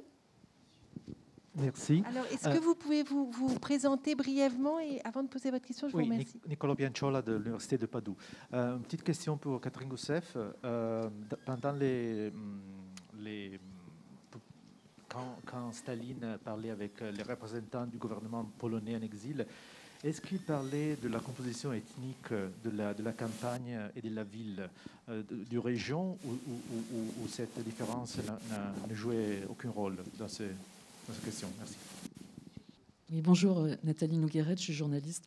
Je voulais rebondir sur les commentaires de Louba s'agissant de la question de la responsabilité des coupables, des bureaux, de l'identification des bourreaux, la dénomination des bourreaux, pardon. Et comme le colloque s'intitule Mémoires européennes, j'avoue que je me suis jamais beaucoup posé la question, mais comment se fait-il qu'à partir de 89-91, il n'y ait pas eu dans les pays qui sont sortis du bloc communiste et qui, surtout quand ils ont rejoint l'Union européenne, les institutions euro-atlantiques, comment se fait-il qu'il n'y ait jamais eu de tentative de poursuivre ou de rendre responsables ou d'identifier ceux qui, aujourd'hui en Russie ou encore en Russie, étaient identifiables et auraient joué un rôle dans la répression stalinienne dont ont été victimes des citoyens de pays en Europe, même dans l'Union européenne. Voilà, merci. Oui, alors pour répondre à votre question sur la... est-ce qu'il a été discuté durant ces négociations des questions démographiques de représentation des différents groupes ethniques? Non. Non, jamais. La question a porté beaucoup plus sur des principes plus généraux. Finalement, les citations que j'ai faites sont assez représentatives de l'état d'esprit qui s'est manifesté. Mais effectivement, une fois que les principes ont été arrêtés après Téhéran sur la question très pratique de la fixation des frontières. Voilà. Quant à la question de Oui, alors évidemment, c'est une question très complexe à laquelle je ne saurais répondre. Mais j'ai quand même... Voilà, l'hypothèse, c'est que dans ces pays, au lendemain de l'écroulement de l'Union soviétique, d'abord, ces pays ont dû faire face à leur propre reconstruction et qu'ils avaient en plus, ils étaient confrontés à leur propre compromission parce que l'occupation... ou la colonisation, l'annexion, enfin, les termes, il y a des débats sur les termes, mais quelle que soit la nature de la présence de l'URSS dans ces pays, il est évident que cette mainmise sur l'Europe de l'Est à l'époque n'a pu être maintenue que grâce à aussi un appareil formé de locaux. Et donc, je crois quand même me souvenir que les premières préoccupations étaient de gérer ce passé-là, c'est-à-dire éviter les règlements de compte, voilà, voir si on ouvre les dossiers pénitentiaires ou les dossiers des services secrets pour savoir qui a dénoncé, etc. Donc, je pense que chacun, on se souvient des débats autour de cela en Allemagne, mais je crois aussi en République tchèque. Et voilà, donc je pense que c'était la première préoccupation de ces pays, c'était de faire face à leur propre passé de compromission, de répression, de collaboration. Voilà. Et sinon, il y a eu une tentative en Ukraine de jugement, en quelque sorte posthume, des responsables de la Grande Famine. Mais voilà, ça n'a jamais été véritablement... Alors, il y a une littérature sur cette tentative de jugement, mais ça n'a jamais été véritablement... voilà, ça en est resté un petit peu à des balbutiements, et de toute façon, les protagonistes n'étaient... В Чехии, конечно, тоже происходил процесс люстрации, очень тяжелый процесс открытия архивов чехословацкой тайной полиции, и удалось привлечь к ответственности очень малое количество человек, бывших представителей коммунистического режима. Donc nous, en République tchèque, on a vécu ce processus complexe de lustration, du travail dans les archives de la police politique du régime communiste. Et il y a eu quand même, quelques personnes ont été jugées, mais peu nombreuses. И это был очень трудный процесс даже до открытия Института по изучению тоталитарных режимов и архива служб безопасности, где это произошло в 2008 году только. Но это было тоже непросто. Et ça a été déjà un processus très difficile, y compris jusqu'à l'ouverture en 2008 de l'Institut d'études d'histoire du totalitarisme et qui est combiné donc, qui travaille sur la base des archives de la police politique de cette période. И до сих пор происходит дискуссия о том, как воспринимать наше чехословацкое коммунистическое прошлое. Et une discussion continue jusqu'à aujourd'hui de savoir quel rapport avoir, comment regarder notre passé communiste tchécoslovaque. И насколько я знаю, то дискуссия никогда не дошла до того, чтобы даже думать о том, чтобы привлекать кого-нибудь из советских представителей к ответственности. Et à ma connaissance, cette discussion n'est jamais allée jusqu'à se poser la question si on peut chercher à inculper quelques représentants de l'État soviétique. Еще, если можно, к вопросу Николо или к ему замечанию, мне пришло только в голову, что интересно, что и в сегодняшних нарративах Польши и России одна территория называется по-другому. Et là, en réagissant à la question de Nicola Pianciol, j'ai pensé que ce qui est intéressant dans nos narratifs, что в нарративе Польши и в чешской историографии эти территории называются Восточной Польшей. Oui, donc qu'on appelle ces territoires dont Catherine Gousseff a parlé, on l'appelle la Pologne orientale. И в нарративах даже и мемориал, наши коллеги из мемориала из России, та же территория называется Западной Украиной и Западной Белоруссией. Or, nos collègues de Mémorial parlent, eux, de l'Ukraine occidentale et de la Biélorussie occidentale. Yeah, I can just echo what has been said. So I think there are two levels of that. So one is the internal level of the Polish communists, and that has been, there were like many attempts and many actually measures of the post-1989 transitional justice. So some of them, they say that the lustration process was too slow. The pro-lustration actually rhetoric was one of the reasons of the having in power Law and Justice, which was very much anti-communist party and was stressing that the lustration is too small. But still, there were, measures against the former members of the Polish the Communist Secret Service, and and some of the people who were considered culprit of the communist crimes in Poland. So, for instance, under the current government, the retirement benefits were taken away from that's just one of the examples, but there were also the court cases and so on. So that's one level. The other level is, of course, the international policy level, and that's much more difficult. So the case which has been, on the international stage for long, it has been, of course, the Katyn case, right? So that has been, but it's not, it didn't go as far as to the personal,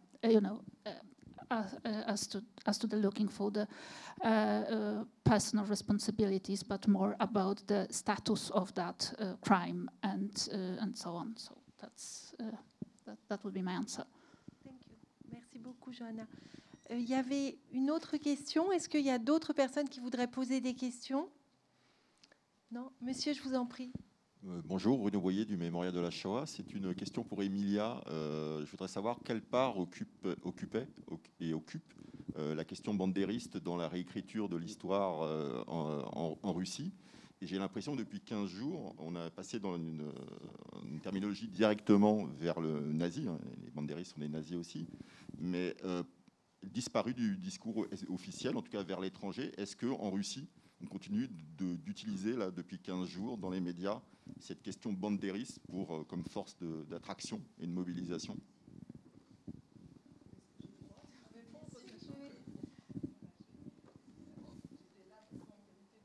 Mais merci pour votre question.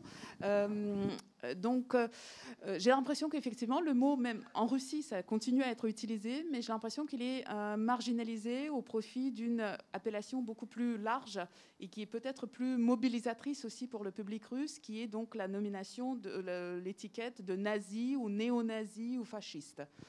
Voilà. Mais je pense qu'il faudrait peut-être procéder à une analyse plus systématique des publications russes, sachant qu'elles sont, comme tout le monde l'a constaté, elles sont pas si nombreuses que ça. Et elles sont finalement assez pauvres en contenu, y compris contenu du type idéologique et mémoriel.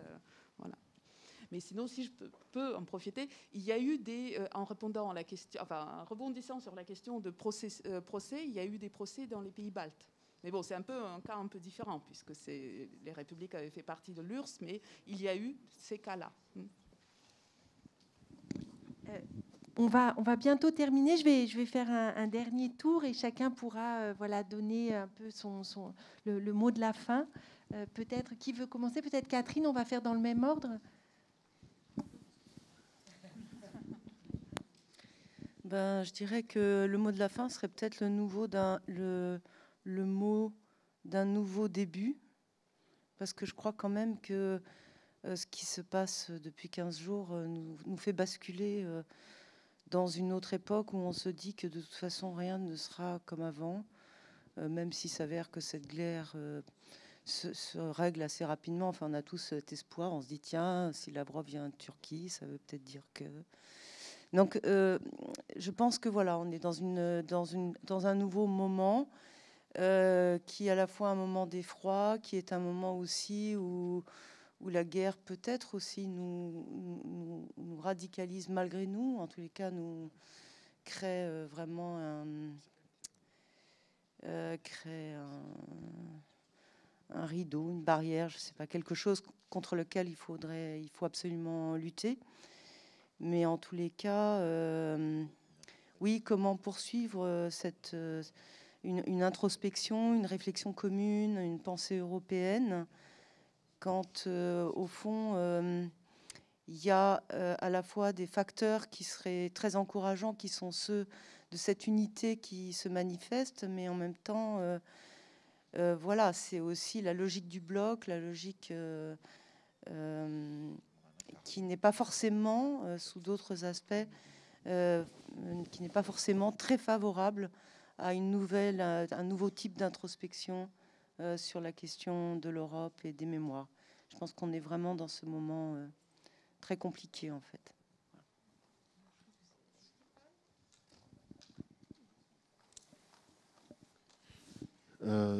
During the last 10 days, the world completely has changed, and there is around 200,000 refugees in the Czech Republic, more than a million in Poland, and it's unbelievable how people are ready to help them in Czechia and other countries. And it's a huge tragedy of Ukraine and Ukrainian nation. But we should not forget also about another tragedy, which is maybe under this one covered at this moment, and it's a tragedy of part of Russian nation. People, our friends, not only from Memorial, but people who are against the war in Russia, and they don't know what to do to escape at the moment. They don't know how to escape. They are afraid of their future, and they are ashamed of their country. They are afraid to come to Europe, and they will be responsible of the war or not. It's really big tragedy of them, and also of Russian people who live in the Czech Republic. They don't know what to do at this moment. They are afraid to speak Russian. They are ready to help to Ukrainians. Some of them, maybe part of the Russian community supports Putin, but we don't know how big part of Russian community it is.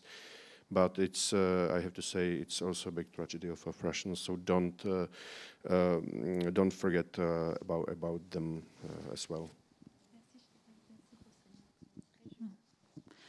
Yeah, yes, I would just second Catherine that it's very difficult to conclude anything, and it's just the beginning of something of the very unknown. And as probably many people in this room, I'm in the generation in the mid-40s, which was raised in the 1990s, hope for for the better future, which was opening in front of us. The End of History by Fukuyama was one of the tales in which we were socialized in academia and also in the public space. So what the present moment brought, that, you know, made it absolutely clear that there is no end of history, and it's just the very, very beginning of the very unknown future. And that's all I can say for now. I think we perhaps watch closely also that's going on in the Central Eastern European space, not only on the social support level for the refugees, which is unbelievable, but also what's going on with the governments and what governments actually do and how they reshape and how they react to the present situation. And these are not always I would say, the policies which we would really consider pro-democratic. So that's on this pessimistic note. I would just hand the microphone to Luba. Oui, merci. C'est effectivement très difficile de conclure. Je partage le sentiment de tout le monde et de Catherine, que nous sommes dans un moment, nous nous trouvons à un moment particulièrement compliqué. Et donc, en plus de tout ce qui a été dit, je me dis aussi quelle sera la mémoire de demain, quelle sera l'histoire de demain, avec qui nous allons continuer à les construire, quels seront, pourra-t-on un jour accéder aux archives en Russie, les archives en Ukraine sont-elles détruites, et comment les historiens de demain raconteront ce que nous sommes en train de vivre et de voir, quelle mémoire demain de ces espaces qui sont en train d'être détruits par les bombes. Voilà, il y a énormément de questions et pas de réponse pour l'instant. Je vous remercie. Je pense qu'on peut applaudir nos 4 intervenants pour leurs éclairages très, très précieux.